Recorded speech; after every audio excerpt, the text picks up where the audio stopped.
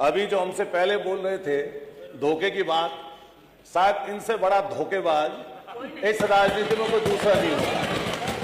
ये सुबह को रहते हैं भाजपा में, शाम को जाते हैं समाजवादी में, और अभी इनकी रैलियों में अरे सुन लो हमारा टाइम नहीं कम होगा, ध्यान रखना। ये 8 मिनट निश्चित है अतुल जी। ये माननीय अधिष्ठाता महोदय, इसी शख्स ने वर्तमान मुख्यमंत्री को चप्पलों से पीटने की बात की थी। ये वो शख्स है जब समाजवादी के मंच पे थे तो क्या क्या बात प्रधानमंत्री जी के लिए और मुख्यमंत्री के लिए बोलते थे, ये पूरा देश इन्हें देखा है। और इन लोगों को शर्म नहीं आती पिछड़ों की बात करते हुए।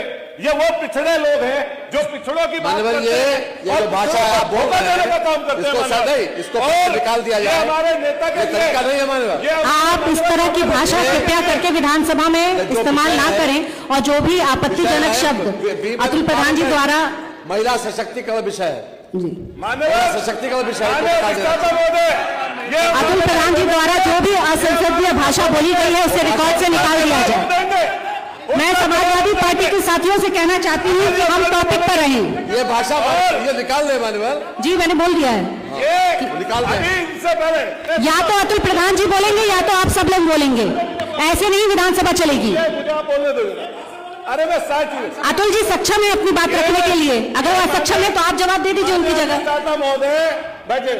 माननीय अधिष्ठाता महोदय, इससे पहले और मंत्री जी बोल के गए, नंगा शब्द बोलेंगे, रेप बोलेंगे, अपने आप धर्मात्मा बनेंगे और सबसे लूट मचाएंगे। इनके डिपार्टमेंट में खुली लूट मची हुई है, उसके बारे में गुणगान करेंगे नहीं। जेई से लेकर एएमए से लेकर बाबू से लेकर ये पैसा खाएंगे और दूसरे का अपमान करेंगे। और अतुल जी मुझे लगता है कि जो सब्जेक्ट है वो महिला सशक्तिकरण का। ये इनसे विषय पर बोले, विषय हमने फिर कहा कि महिला सशक्तिकरण पे बोले, महिला सशक्तिकरण पे बोले। अगर महिला सशक्तिकरण पे आपके पास बोलने को कुछ है अतुल जी तब आप बोले, अन्यथा अगर ओम प्रकाश जी पर ही आप बोलना चाहते हैं तो किसी और दिन डिबेट कर लेंगे। आज सिर्फ महिला की बात होनी चाहिए। आप आ जाए, नहीं तो मुझे लगता है मुझे दूसरे किसी को बुलाना पड़ेगा। ये मत कहिए दूसरे को चलेगा, ये मत कहिए, चूंकि पहले वो बोल चुके हैं अब सब। मैं माननीय अधिष्ठाता महोदय, महिलाओं के सम्मान में नारी मां है, नारी बहन भी है, नारी घर को चलाने वाली गृहिणी भी है। और हम लोग जब नारी बंधन की बात करते हैं, खासतौर से भाजपा की तरफ से सुनते हैं, तो इन लोगों ने तो ऐसा कर रखा है कि जो महिला पिछले 35 साल से इंसाफ मांग रही हैं, उन्हें आज तक इंसाफ ही नहीं मिल पाया। गुजरात से लेकर जगह जगह घूमती है हमारी माता समान, प्रधान सेवक के घर से, परिवार से, उन्हें आज तक सम्मान नहीं दे पाए। इतना झूठ, इतना असत्य है इस महिला आरक्षण पर। यह भाजपा की सरकार बोल रही है 2023 में आप महिला आरक्षण बिल लेके आए, समाजवादी पार्टी सहित पूरी विपक्षी दलों ने भारतीय जनता पार्टी की सरकार का समर्थन किया और कहा कि महिला आरक्षण पर 33% आरक्षण का हम सब समर्थन करते हैं। और 19 सितंबर 2027 में उसका समर्थन कर दिया, वो बिल पास हो गया। 2 साल नहीं 3 साल लगभग ये भारतीय जनता पार्टी की सरकार सोती रही, लेकिन इसने एक भी बार करवट नहीं ली। लेकिन जैसे ही पश्चिम बंगाल में चुनाव आया तो इनको याद आया कि महिला आरक्षण के नाम पर 2-2 तीर, एक तीर से 3-3 निशाने लगा लो।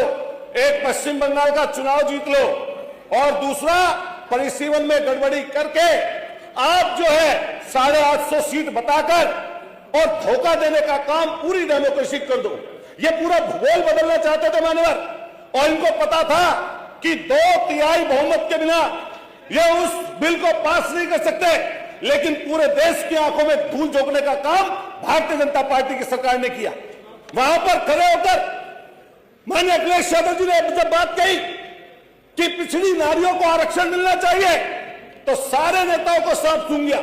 यही जो आदरणीय मंत्री जी हमसे पहले उससे पहले बोल के गए, पिछड़ों के आरक्षण के नाम पर नेता बने और आज उन्हीं के आरक्षण के नाम पर बात करने से चूक रहे हैं, पीछे छूट रहे हैं, उनकी बात नहीं करते लोग।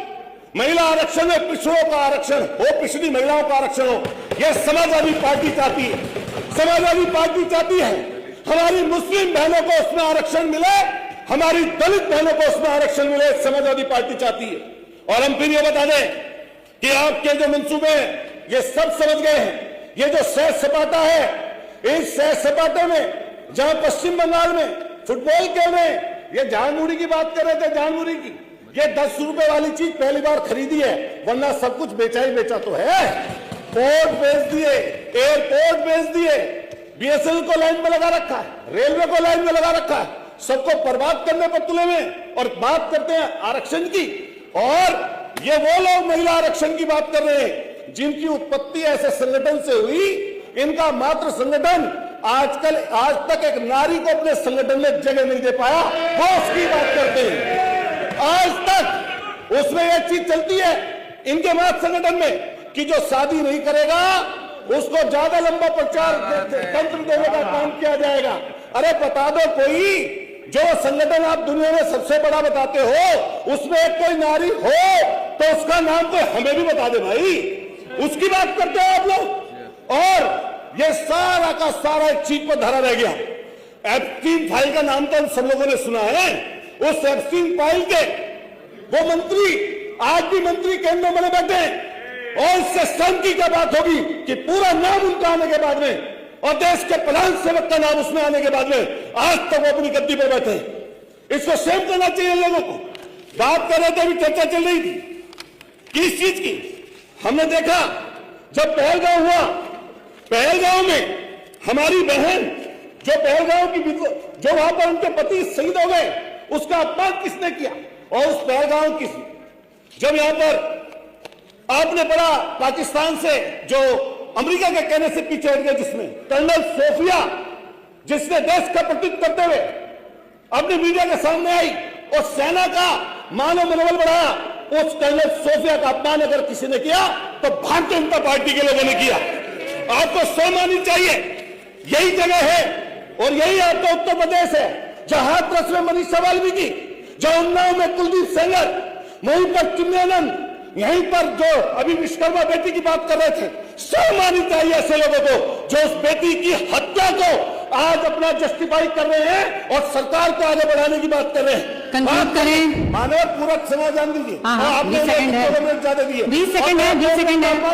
अतुल जी समय जा रहा है। आज कुशवाहा की बेटी का अपमान उन्होंने करने का माननीय मंत्री जी आज हरदोई में गई है अखिलेश यादव जी, और ये लोग सिर्फ सत्ता में बने रहने के लिए, मलाई चाटने के लिए, मलाई चाटने के लिए। समय समाप्त हुआ श्री अतुल प्रधान जी का। श्रीमती सरिता भदौरिया जी, समय समाप्त हो गया। अतुल जी नहीं, आपने समय शुरुआत में बहुत ही आप बिना सब्जेक्ट के आप रहे। ये पूरी श्रीमती सरिता भदौरिया जी, आपका नंबर है। भ्रष्टाचार के तंत्र में डूबी हुई है। ये महिला विरोधी अतुल जी का माइक हम अब बंद कर दिया जाए।